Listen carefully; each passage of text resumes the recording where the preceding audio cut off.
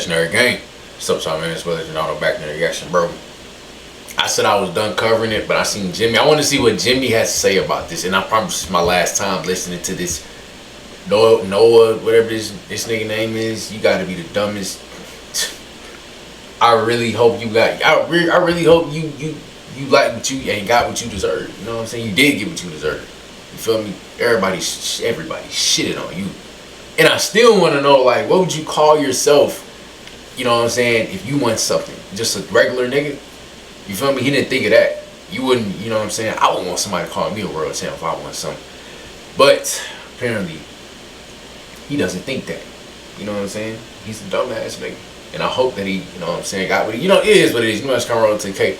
In the NBA, I don't think there's a single topic where everyone is in agreement. In all my days, all the debates, tapes, forums. I seen a podcast earlier, and it was Gilbert Arenas. It was just this regular nigga, bro. And that nigga said his fucking overseas team can beat the Nuggets. I don't know if y'all saw it. Yo, that shit was funny as shit. I ain't gonna lie. I have never seen everyone come together and agree on anything. Until a few days ago.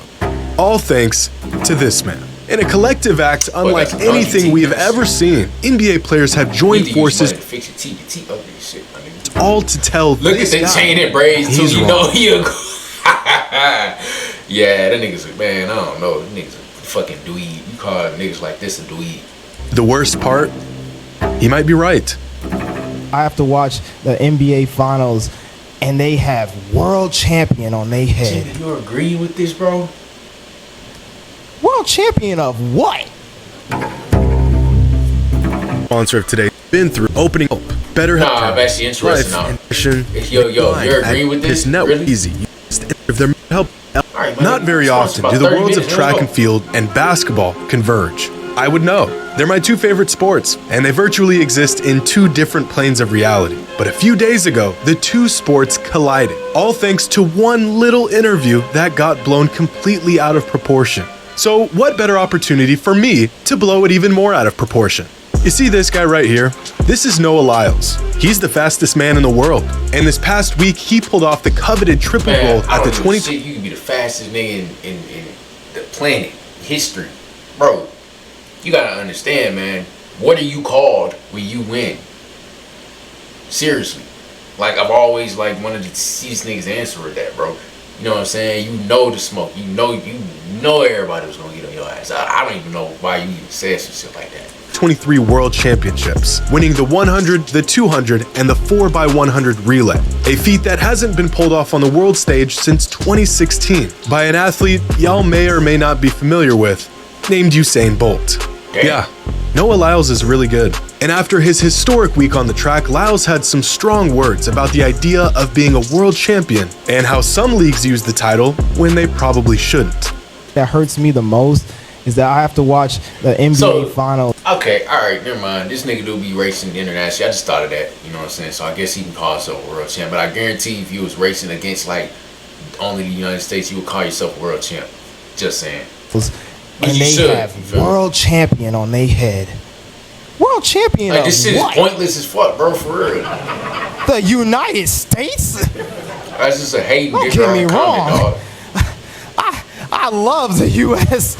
at times, but that ain't the world. That is not the world. We are the world. We have almost every country out here fighting, thriving, putting on a flag to show that they are represented. There ain't no flags in the NBA. Now, this sentiment of a domestic league claiming a world championship despite never facing other countries to win the title has been echoed for years. And it makes sense. In order to be a world champion, you need to beat the NFL, NBA. So I don't think he just rest of the world. In 2010, Greg Popovich, who has been the head coach of the U.S. men's national team since 2019, said it doesn't make sense for an NBA team to call themselves the world champions. I don't remember anybody playing anybody outside of our borders to get that tag. Popovich, along with countless others, agree with Lyles. There's not really much to debate here. Until NBA players saw the interview. Dog. When being smart goes wrong. Dog. Whatever. I'm smoking Buddy the 200. It was all the smoke for no reason, but fam, he sound dumb. Man. Somebody help this brother. Bro, nigga, he got cooked. Bad, bro. In the most unanimous voice of opinion I've ever seen in my 7 years covering the NBA, players across the league chimed in on the discussion. Kevin Durant, Devin Booker, Damian Lillard, Draymond Green, Aaron Gordon. The whole damn NBA pulled up to drop off their 2 cents about Noah Lyles' comments. Have you ever seen anything like this? This man had the whole league descending on him over a few words. Every single one of them in universal agreement that the team that wins the NBA Finals are, in fact, the world champions. And you know what? They're right. The team that wins the NBA Finals in any given season are the world champions. And here's why. See, I love track and field. I ran it in college. It was my best sport. One of my closest friends, CJ Allen, represented the US and ran at the World Championship meet this past week. And so I feel I have a solid perspective on this debate. I understand where Noah is coming from. He didn't just earn the title of world champion by simply being the best in the world. He earned the title by beating the best in the world. The title of world champion doesn't inherently come from being the best in the world. It comes from winning a competition that includes the entire world. Or does it? See, in most other sports, like the vast majority of sports, in order to be crowned a world champion, you must win some form of competition or tournament on a world scale. Whether it's the World Championships, the Olympics, the FIFA World Cup, even the Little League World Series. A lot of sports fans believe the route to win a world title means beating the rest of the world, and rightfully so. But when it comes to basketball, specifically the NBA, I would disagree. The NBA, despite the word national literally being in the name, is a league comprised of the best basketball players in the world. It isn't some second-rate league. It isn't a sport that's only played here in the States. It is by far the best basketball league on the planet. In fact, out of 537 active NBA players, 128 of them are international players. That's 24% of... Bro, there's so many international players that play in the NBA, like the NFL shit. So I mean, that was another reason why I disagree with his blatant comment. You feel me? Yeah. League. The OKC Thunder have 9 international players from 5 different countries on their roster alone. Unlike a sport like American football, which is almost exclusively played in the US, basketball is a worldwide sport with leagues around the globe. The best players from every country all ending up in the NBA. Now sure, the NBA Finals isn't technically the World Championship by definition, but an NBA championship team is naturally the World Champions since the league is home to the best talent in the world. Would it be anything more than a formality to send, let's say, the Denver Nuggets to Spain to play the Real Madrid basketball club, parade around the world to prove they are definitively the world champs? No. And yet, that is exactly what some NBA teams do. Since 1984, and held nearly every year since, a handful of NBA teams play exhibition games against international teams. And since 1984, there have been 178 of these NBA team versus international team games. Of those 178 games, NBA teams have won 161 of them, giving NBA teams a win percentage against international teams over the last 4 decades of 90%. In fact, the NBA's record against international teams over the last 42 games is 41-1. Look at this. That last one was when the Suns lost to town. You know the team was. I ain't gonna lie to you. I remember watching that season. Blazers were one of the worst teams in the league last season. Won only 33 games. I would know. Unfortunately, they're my team.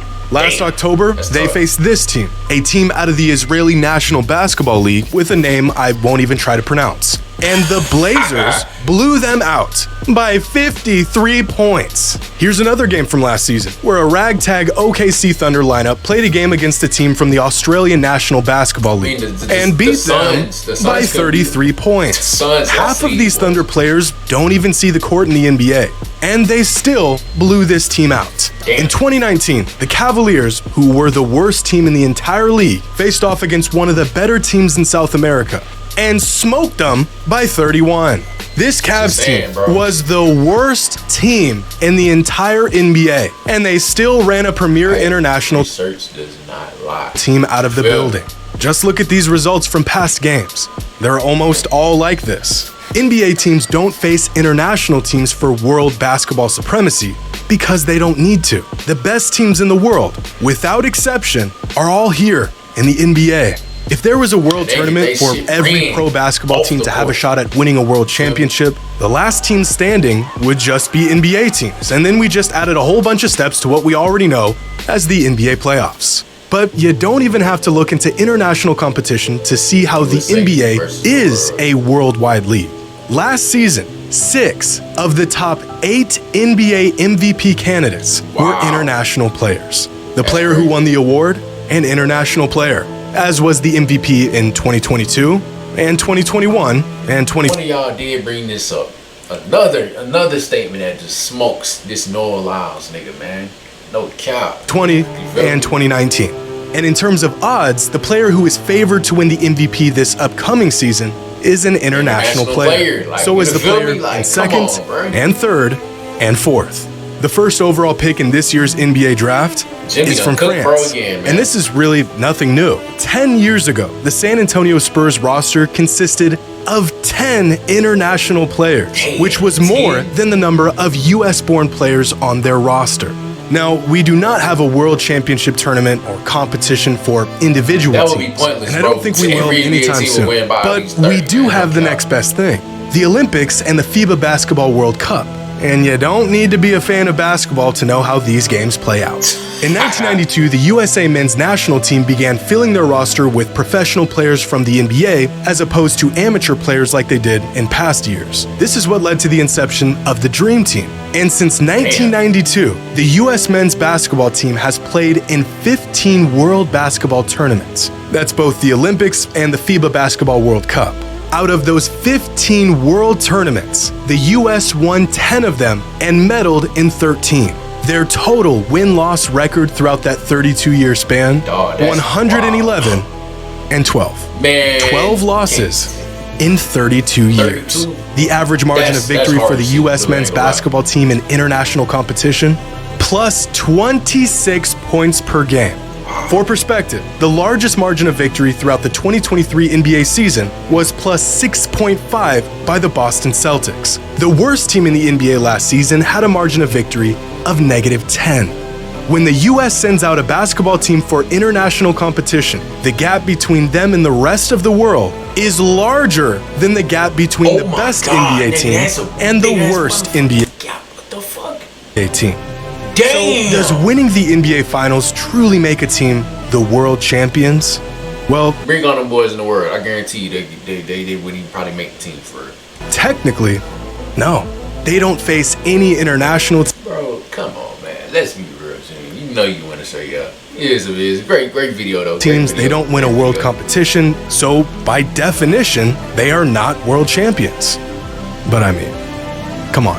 This argument... Yeah, come on, bro. Yeah. Let's be real, bro. Argument is sheer technicalities and semantics. You point me to the team outside of the U.S. that can beat the Denver Nuggets or the Miami Heat, the Boston Celtics. That's why I thought of that interview, bro. Bro was thinking about his overseas team. It was like, hell no, niggas lose by 200.